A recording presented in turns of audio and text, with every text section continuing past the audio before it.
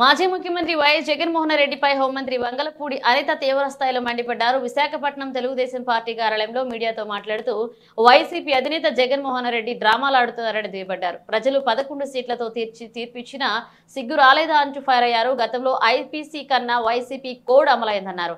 రాప్తాడు నియోజకవర్గానికి వెళ్తున్న జగన్మోహన్ రెడ్డికి అక్కడ పరిస్థితుల దృష్ట్యా 100 మంది పోలీసులతో రక్షణ ఇచ్చామన్నారు. 250 మంది పోలీసులు హెలీప్యాడ్ వద్ద ఉన్నారన్నారు.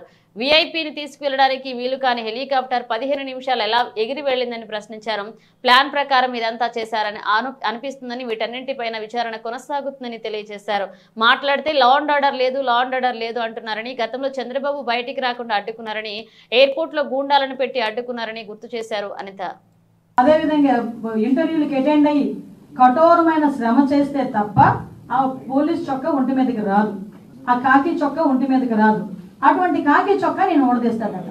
అది కూడా ఒక ఎక్స్ సీఎం మాట్లాడే భాష ఏమిటో నాకు ఒక అర్థం కావట్లే. అందులో ఆడవాళ్ళు ఉన్నారు. అనంతపురం ఎస్పీ ఒక లేడీ, అనంతపురం డిఐజీ ఒక లేడీ, అక్కడ చాలా మంది లేడీ పోలీస్ కానిస్టేబుల్స్ ఉన్నారు, లేడీ ఎస్ఐస్ ఉన్నారు.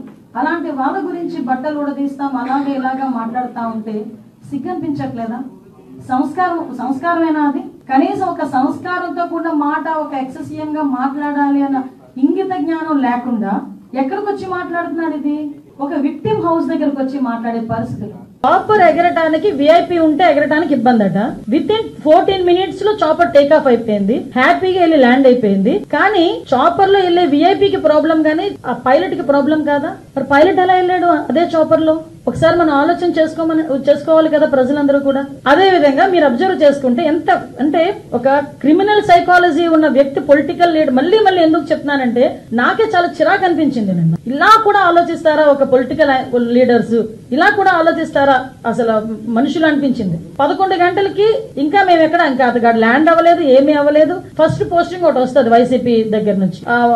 ఎక్కడ పడితే అక్కడ పోలీసులను అడ్డుకుంటున్న, వైసీపీ నేతలను అడ్డుకుంటున్న పోలీసులు మమ్మల్ని అక్కడ వరకు రానివ్వట్లేదు అని ఒక పోస్ట్ పెడతారు. విత్ ఇన్ 30 minutes లో హెలీప్యాడ్ దగ్గర భద్రతా వైఫల్యం, పోలీసులు ఎవరు లేరు. అక్కడేమో పోలీసులు ఉన్నారంటాం, ఇక్కడేమో పోలీసులు లేరంటాం. అసలు ఎలాగ జనాల్ని ఎలా సైకలాజికల్ గా వాళ్ళు ట్యూన్ చేయడానికి ప్రయత్నం చేస్తున్నారని చెప్పడానికి మీకు ఒక ఉదాహరణ చెప్తున్నా. మొదటికి వచ్చి ప్రెస్ మీట్ పెట్టి ఎలా మాట్లాడారు, ఏం మాట్లాడారు అన్నది ప్రపంచం అంతా చూశారు నిన్న. అదంతా ప్రెస్ మీట్ అంతా చూస్తా ఉంటే ప్రెస్ మీట్ లో జగన్మోహన్ రెడ్డి ఆ ప్రెస్ అతని మాటలు ఒక చెవులో వినిపిస్తా ఉంటే మైండ్ లో రన్ అవుతుంది. ఏంటి రన్ అవుతుంది తెలుసా ప్రజలందరికీను? ఇదే జగన్మోహన్ రెడ్డి లాస్ట్ 5 సంవత్సరాలు చేసిన అరాచకాలన్నీ ప్రజల మైండ్ లో రివైండ్ అవుతున్నాయి. ఎలా రివైండ్ అవుతున్నాయి? మాట్లాడితే లా అండ్ ఆర్డర్ లేదు.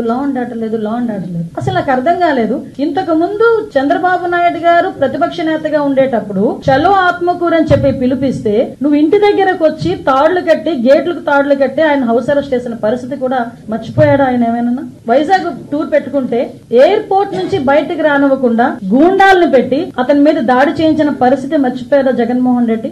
లా అండ్ ఆర్డర్ గురించి మాట్లాడుతున్నాడు ఆయన. ఇప్పుడు ఆయన ఎక్స్ సీఎం గా చంద్రబాబు నాయుడు గారు ఉన్నప్పుడు ఆయన చేసిన అరాచకాల్లో ఏదో మచ్చుకు కొన్ని చెప్తున్నా.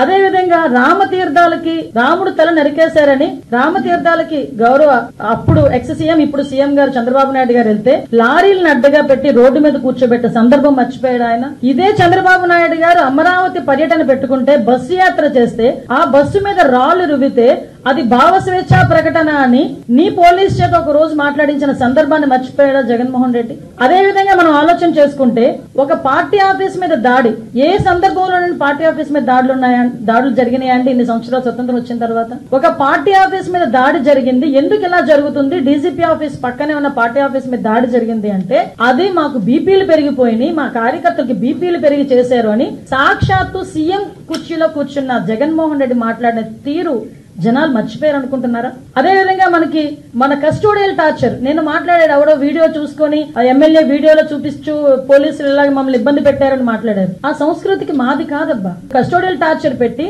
ముసుగులు వేసుకుని కొడుతూ వీడియో కాల్లో చూసి ఆనందపడిన సందర్భాలు మీరు మర్చిపోయినామో గానీ ప్రజలు ఇంకా మర్చిపోలేం. మేము ఎలాగో మర్చిపోలేం, ప్రజలు కూడా మర్చిపోలేం. లోకేష్ గారి మీద కేవలం ప్రశ్నించినందుకు 23 కేసులు పెట్టిన పరిస్థితి మర్చిపోయారు. మరి ఈ రోజు నువ్వు వచ్చి లా అండ్ ఆర్డర్ గురించి మాట్లాడతావు, చంద్రబాబు నాయుడు గారి గురించి మాట్లాడతావు, పవన్ కళ్యాణ్ గారి గురించి మాట్లాడతావు. పవన్ కళ్యాణ్ అక్కడ సీఎం మీద కేసులు ఉన్నాయి, డిప్యూటీ సీఎం మీద కేసులు ఉన్నాయి. సీఎం ఇప్పుడున్న సీఎం గారిని రోడ్డు మీద నిలబెట్టావు, డిప్యూటీ సీఎం గారిని రోడ్డు మీద పడుకోబెట్టావు.